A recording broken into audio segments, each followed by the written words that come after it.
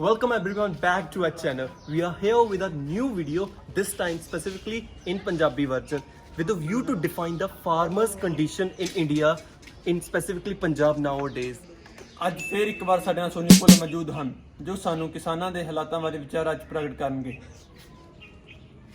ਜਿੱਦਾਂ ਕਿ ਅਰਸ਼ ਨੇ ਇੱਕ ਬਹੁਤ ਹੀ ਵਧੀਆ ਕੁਐਸਚਨ ਪੁੱਟ ਕਰਿਆ ਹੈ ਕਿ ਕਿਉਂ ਪੰਜਾਬ ਵਿੱਚ ਕਿਸਾਨਾਂ ਦੀ ਹਾਲਤ ਇੰਨੀ ਦਇਆਹੀਨ ਹੈ, ਕਿਉਂ ਪੰਜਾਬ ਵਿੱਚ ਕਿਸਾਨਾਂ ਨੂੰ ਆਪਣੀ ਹਰ ਇੱਕ ਮੰਗ ਮਨਵਾਉਣ ਵਾਸਤੇ ਸਟ੍ਰਾਈਕਾਂ ਲਾਉਣੀਆਂ ਪੈਂਦੀਆਂ ਨੇ ਤੇ ਹਰ ਵਾਰ ਕਿਉਂ ਕਿਸਾਨਾਂ ਨੂੰ ਸੈਂਟਰਲ ਗਵਰਨਮੈਂਟ ਦੇ ਅੱਗੇ ਹੱਥ ਅੱਡਣੇ ਪੈਂਦੇ ਨੇ ਤੇ ਕੀ ਸੈਂਟਰਲ ਗਵਰਨਮੈਂਟ ਕਿਸਾਨਾਂ ਨੂੰ ਉਹ ਸਹੂਲਤਾਂ ਪ੍ਰਦਾਨ ਕਰਨ ਵਿੱਚ ਅਸਫਲ ਹੈ ਜਿਹੜੀਆਂ ਕਿ ਹਰ ਇੱਕ ਕਿਸਾਨ ਕੋਲ ਅਵੇਲੇਬਲ ਹੋਣੀਆਂ ਹੀ ਚਾਹੀਦੀਆਂ ਹਨ। ਇਸ ਗੱਲ ਦਾ ਹੱਲ ਇਤਿਹਾਸ ਤੇ ਜਦੋਂ ਆਪਾਂ ਪੁਰਾਣੇ ਪੰਨੇ ਫਰੋਲ ਕੇ ਦੇਖਦੇ ਆ ਤਾਂ ਉਹਦੇ ਵਿੱਚੋਂ ਇਹ ਆਉਂਦਾ ਕਿ ਪਿਛਲੇ 30 ਸਾਲਾਂ ਵਿੱਚ 20 ਲੱਖ ਕਿਸਾਨਾਂ ਨੇ ਸੁਸਾਈਡ ਕੀਤੀ ਹੈ, ਆਤਮ ਹੱਤਿਆ। ਤੇ ਇਹ ਚੀਜ਼ ਬਹੁਤ ਹੀ ਗਲਤ ਚੀਜ਼ ਦਰਸਾਉਂਦੀ ਹੈ ਕਿ ਕਿਸਾਨਾਂ ਨੂੰ ਇੱਕ ਇਹੋ ਜਿਹਾ ਇਨਵਾਇਰਨਮੈਂਟ ਹੀ ਨਹੀਂ ਮਿਲ ਰਿਹਾ ਵੀ ਉਹ ਆਪਣੇ ਆਪ ਨੂੰ ਇੱਕ ਸੇਫ ਇਨਵਾਇਰਨਮੈਂਟ ਪ੍ਰਦਾਨ ਕਰ ਸਕਣ। ਉਹਨਾਂ ਨੂੰ ਬਹੁਤ ਹੀ ਜ਼ਿਆਦਾ ਮੁਸ਼ਕਿਲਾਂ ਦਾ ਸਾਹਮਣਾ ਕਰਨਾ ਪੈ ਰਿਹਾ। ਜੇ ਦੇਖੀਏ ਤਾਂ ਅੱਜ ਕੱਲ ਮੈਕਸਿਮਮ ਕਿਸਾਨ ਕਰਜ਼ੇ ਵਿੱਚ ਡੁੱਬੇ ਹੋਏ ਨੇਗੇ ਤੇ ਸਪੈਸੀਫਿਕਲੀ ਜਿਹੜੇ ਕਿ ਛੋਟੇ ਕਿਸਾਨ ਨੇ ਜਿਨ੍ਹਾਂ ਕੋਲ ਕਿ ਛੋਟੇ ਖੇਤ ਨੇਗੇ, ਘੱਟ ਜ਼ਮੀਨ ਤੇ ਖੇਤੀਬਾੜੀ ਕਰਦੇ ਨੇ, ਉਹ ਇਨ ਐਕਚੁਅਲ ਬਹੁਤ ਹੀ ਜ਼ਿਆਦਾ ਕਰਜ਼ੇ 'ਚ ਦੱਬੇ ਹੋਏ ਨੇਗੇ। ਤੇ ਇਸ ਦਾ ਕਾਰਨ ਇੱਕ ਇਹ ਹੈ ਕਿ ਨੋ ਡਾਊਟ ਸੈਂਟਰਲ ਗਵਰਨਮੈਂਟ ਤੇ ਸਟੇਟ ਗਵਰਨਮੈਂਟ ਨੇ ਬਹੁਤ ਸਾਰੇ ਬੈਂਕਾਂ ਨੂੰ ਅਪਾਇੰਟ ਕੀਤਾ ਵੀ ਉਹ ਕਿਸਾਨਾਂ ਨੂੰ ਕਰਜ਼ੇ ਦੇਣ, ਬਟ ਉਹ ਇੰਨੀਆਂ ਕੁ ਜ਼ਿਆਦਾ ਫਾਰਮੈਲਿਟੀਜ਼ ਕਰਦੇ ਨੇ, ਇੰਨੀਆਂ ਕੁ ਜ਼ਿਆਦਾ ਸਾਈਨ ਲੈਂਦੇ ਨੇ ਕਿ ਛੋਟੇ ਕਿਸਾਨ ਉਹਨਾਂ ਚੀਜ਼ਾਂ ਨੂੰ ਅਵੋਇਡ ਕਰਕੇ ਪਰਾਂ ਰੱਖ ਕੇ ਖੁਸ਼ ਰਹਿੰਦੇ ਨੇ ਤੇ ਛੋਟੇ ਕਿਸਾਨ ਸਾਹੂਕਾਰਾਂ ਤੋਂ ਕਰਜ਼ਾ ਚੱਕਣਾ ਜ਼ਿਆਦਾ ਪਸੰਦ ਕਰਦੇ ਨੇ ਜਾਂ ਫਿਰ ਕੋਈ ਹੋਰ ਪਿੰਡ ਦੇ ਜ਼ਿਮੀਂਦਾਰਾਂ ਤੋਂ। ਤੇ ਉਹ ਜ਼ਿਮੀਂਦਾਰ ਬਹੁਤ ਹੀ ਜ਼ਿਆਦਾ ਇੰਟਰਸਟ, ਬਹੁਤ ਹੀ ਜ਼ਿਆਦਾ ਵਿਆਜ ਚਾਰਜ ਕਰਦੇ ਨੇ ਕਿਸਾਨਾਂ ਤੋਂ, ਜਿਹਦੇ ਕਾਰਨ ਉਹ ਹੋਰ ਜ਼ਿਆਦਾ ਕਰਜ਼ੇ ਦੇ ਵਿੱਚ ਦੱਬੇ ਜਾਂਦੇ ਨੇ।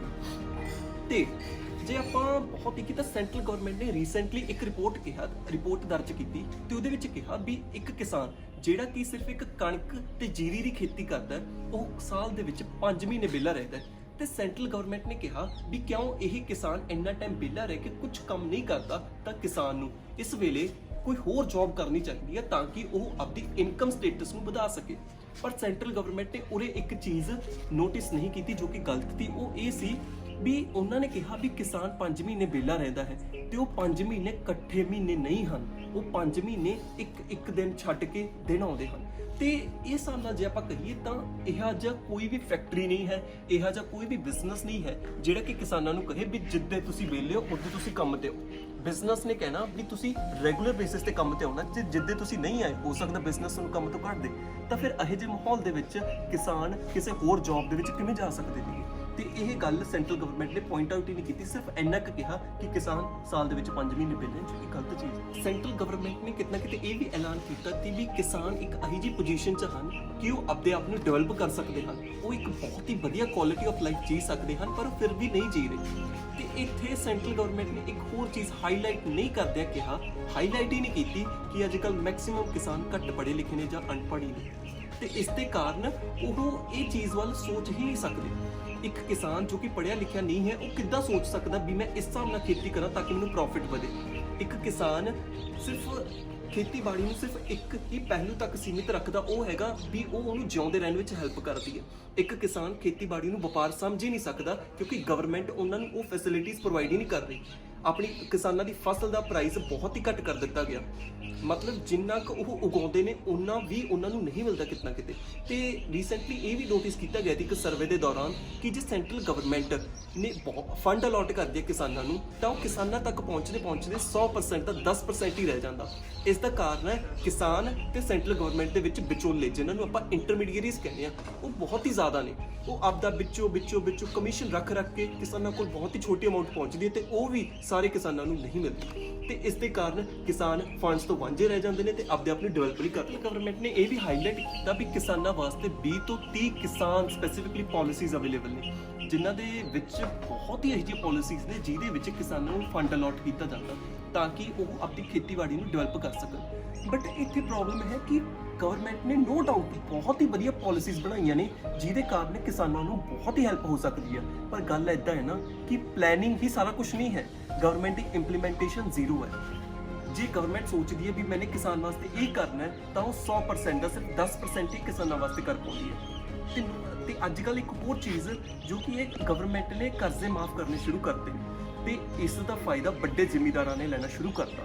ਕੀ ਹੋ ਰਿਹਾ ਵੀ ਕਰਜ਼ੇ ਮਾਫ ਹੋ ਰਹੇ ਨੇ, ਪਰ ਵੱਡੇ ਜ਼ਿਮੀਂਦਾਰਾਂ ਦੇ ਮਾਫ ਹੋ ਰਹੇ ਨੇ ਜਿਹੜੇ ਕਿ ਕਰਜ਼ਾ ਵਾਪਸ ਕਰ ਸਕਦੇ ਨੇ, ਪਰ ਜਿਹੜੇ ਕਿਸਾਨ ਜਿਹੜੇ ਕਰਜ਼ਾ ਵਾਪਸ ਹੀ ਨਹੀਂ ਕਰ ਸਕਦੇ ਉਹਨਾਂ ਦੇ ਕਰਜ਼ੇ ਮਾਫ ਹੀ ਨਹੀਂ ਹੋ ਰਹੇ। ਤੇ ਇਹਦਾ ਕਾਰਨ ਉਹ ਕਿਸਾਨ ਕਰਜ਼ੇ ਦੇ ਵਿੱਚ ਡੁੱਬਦੇ ਜਾ ਰਹੇ ਨੇ ਤੇ ਉਹਨਾਂ ਦੀ ਹਾਲਤ ਇੰਨੀ ਕੁ ਦਇਆਹੀਨ ਹੋ ਚੁੱਕੀ ਆ ਕਿ ਉਹ ਸੁਸਾਈਡ ਕਰਨ ਤੇ ਕੰਪੈਲ ਹੋ ਜਾਂਦੇ ਨੇ। ਤਾਂ ਇਸ ਦਾ ਹੱਲ ਹੋਰ ਕੁਝ ਨਹੀਂ ਹੈ। ਹਰ ਇੱਕ ਚੀਜ਼ ਤੇ ਸਿਰਫ ਸੁਝਾਅ ਦੇਣਾ ਕੋਈ ਮਤਲਬ ਨਹੀਂ ਹੈ। ਹਰ ਇੱਕ ਚੀਜ਼ ਦਾ ਇੱਕ ਅਲਟੀਮੇਟ ਨਤੀਜਾ ਹੋਣਾ ਚਾਹੀਦਾ ਤਾਂ ਕਿ ਕਿਸਾਨਾਂ ਨੂੰ ਪਤਾ ਲੱਗੇ ਵੀ ਅਸੀਂ ਨੇ ਕਰਨਾ ਕੀ ਹੈ। ਜਦੋਂ ਸੈਂਟਰਲ ਗਵਰਨਮੈਂਟ ਕਿਸਾਨਾਂ ਨੂੰ ਦਿਲੋਂ ਸਪੋਰਟ ਕਰੂਗੀ, ਉਹਨਾਂ ਵਾਸਤੇ ਦਿਲੋਂ ਪਲੈਨਿੰਗ ਕਰੂਗੀ, ਉਹਨਾਂ ਵਾਸਤੇ ਦਿਲੋਂ ਇੰਪਲੀਮੈਂਟੇਸ਼ਨ ਕਰੂ, ਉਹਨਾਂ ਨੂੰ ਵਧੀਆ ਫੰਡਸ ਦਿੱਤੇ ਜਾਣਗੇ, ਸਿੰਚਾਈ ਦੀਆਂ ਨਵੇਂ ਪ੍ਰੋਸੈਸ ਬਣਾਏ ਜਾਣਗੇ, ਨਵੀਆਂ ਮਸ਼ੀਨਾਂ ਦਿੱਤੀਆਂ ਜਾਣਗੀਆਂ ਘੱਟ ਪ੍ਰਾਈਸ ਤੇ, ਤਾਂ ਇਸ ਦੌਰਾਨ ਆਟੋਮੈਟਿਕਲੀ ਹੀ ਐਗਰੀਕਲਚਰ ਡਿਵੈਲਪ ਹੋ ਜਾਣਾ।